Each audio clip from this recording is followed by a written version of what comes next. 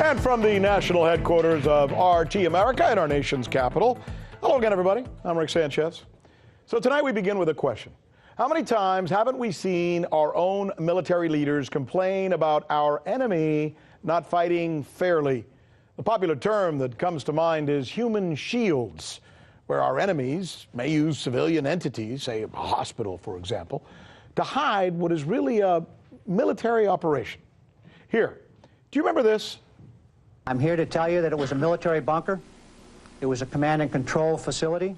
Can you tell us what you think went wrong, if in fact it's true that hundreds of civilians were killed? Well, from a military point of view, nothing went wrong. The target was struck as designated.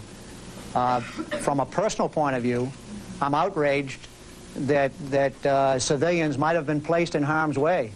I think you all know that we sincerely regret any damage or any deaths caused to the civilian population. We've done everything we can to avoid that. Our forces, I think, have done an excellent job of targeting military targets and avoiding collateral damage to non-military targets. Cheney suggested Saddam Hussein may have consciously chosen to mingle civilians with military targets. Those were the days, huh? It seems like we were so innocent back then. That was from the Persian Gulf War, where the term human shield was first coined. And since then, our military leaders have made the accusation repeatedly. As well they should, by the way. After all, there's a military code of conduct that strictly forbids the use of civilians or civilian entities as a shield. And this is important. In fact, here it is in black and white. We found it from the Geneva Convention. Protocol 1 of the Geneva Conventions states, quote, "The presence or movement of a civilian population or individual civilians shall not be used to render certain points or areas immune from military operations, in particular in attempts to shield military objectives from attacks." Even in the hell of war, as Sherman aptly described, those of us who remember our Civil War history, there are rules, and there should be rules. Because once you use, for example, a hospital as a cover or as a shield, then what's to stop your enemy from bombing every single hospital in your country and then saying, well, that's where you guys were hiding last time? So now to the reason that we are leading our show with the question of human shields, in case you're wondering, which in the case that we're about to present to you, it's not about hospitals. It's about airliners, passenger airliners filled with people. Who would be accused of doing such a thing, you ask? Well, the answer may surprise you. But here's what will probably not surprise you. It will not surprise you that this story is not one that you'll see in the mainstream news. CNN and Fox won't tell you about this kind of story. We will. This is RT America, where we do believe, by golly, that it is time to do real news again. This question of human shields is so important that we wanted to bring it to you now. So here it is. It's a tactic we know has been used by terrorists in the past, as we have correctly called them out on it, right? But what if this time the perpetrator of this violation was not the Taliban, and it wasn't, what are they called, Al-Qaeda or ISIS, but rather our top ally? That's right. Tonight, Israel is being accused of using airliners as cover or masks to mask the approach of its own warplanes as they bombed Damascus on Christmas Day.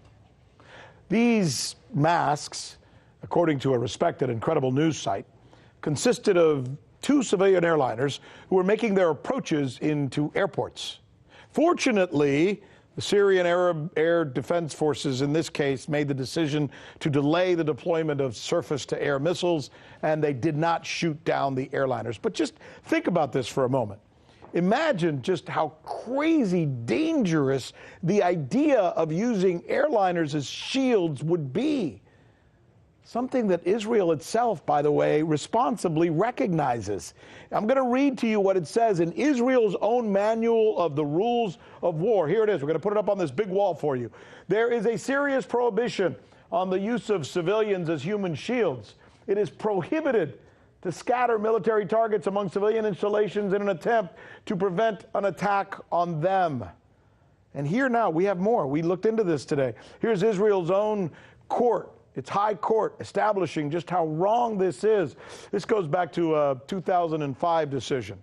Quote, "It is clear that an army is not permitted to use local residents as a human shield." Residents, passengers on an airliner, same thing, right? So, is Israel in violation of its own laws and its own protocols that we just read to you? We wanted to know more about this story, so we've asked our lead correspondent, Michelle Greenstein, to look into this for us because, well, it's a controversial issue, and we want to drill down as much as we possibly can. So Michelle joins us now. What'd you find out? So these airlines were on their way to Beirut and Damascus. The Russian Ministry of Defense was able to use radar imaging to show that Israel used schedules of airport departures and arrivals to trick Syrian air defenses. And now, of course, many are saying, what, all civilian aircrafts are now at risk? Anyone going in and out of Beirut or in and out of Damascus is now in danger. Exactly. As you know, I don't know if you heard me, but at the beginning of the show I said, well, it used to be that we would say don't use hospitals as shields, because then we will say, or the country will say, well, I'm just going to bomb all the hospitals then. If you use a airliner as a cover, does it not preclude the thought process then, or involve the thought process, I should say, that they would possibly shoot down airliners? That's scary. Right. It's such a slippery slope. And let's talk about Israel's defense. Israel has actually acknowledged this incident, and they say that the airstrikes were intended to destroy a shipment of Iranian-made rockets that were on their way to Hezbollah. As for intentionally putting civilians in harm's way, I did reach out to IDF media department, and I did reach out to the Israeli embassy. As of right now, as of airtime, we have yet to receive a response. But the executive director for the Council for National Interest, Philip Giraldi, did write about this. He wrote about this incident. He's a former CIA case officer and a former Army intelligence officer, and he has spent 20 years on the ground working terrorism cases overseas. He writes that this is a violation of Lebanese airspace by Israel, and that Israel meets the UN definition of an aggressor, because Israel is not at war with Syria, right? Now, the fact that Israel is bombing Syria, that in itself is not so notable. Israel has bombed Syria over 200 times. But I asked him whether or not he thought the fact that they endangered 2 passenger jets to be a big deal, and whether he saw Israel facing any consequences on the international stage. Let's take a look.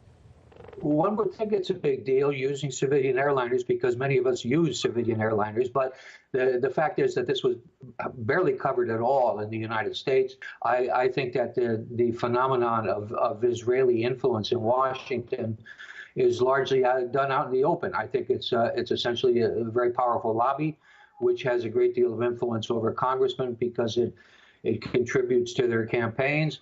And also the same thing goes for the media, where the Israeli government has very good access to major media outlets in the United States. Well, I heard him say that it didn't get a lot of coverage.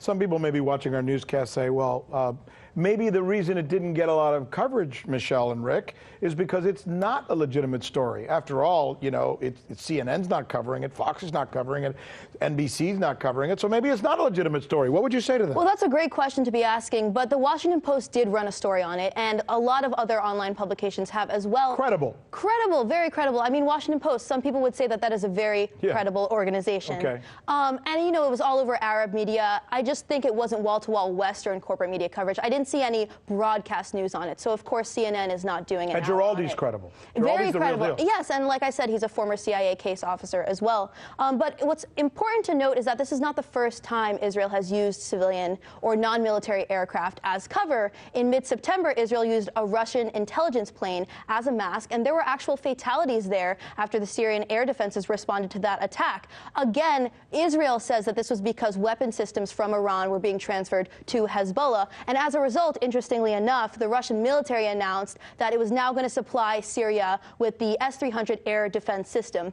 So in theory, this is, like you said in the beginning, a very slippery slope, and that this would be condemned by the UN Security Council. But of course we know this is not going to happen, because America has veto power, and it's not a forum that's going to be used to hold Israel in check. In other words, the rules are not the same as with everybody else when it comes to Israel. Correct. correct. And Israel gets a lot of political cover from Washington But as well. This would be good to hold them accountable here because Israeli citizens fly on planes as well. Right, This is not about blaming and Israel. they're constantly saying, "Oh, Hamas is using human shields." Everyone, this would really seem to fall in line with our values and with Israel's values. You're absolutely correct. And that's important. Hey, good stuff.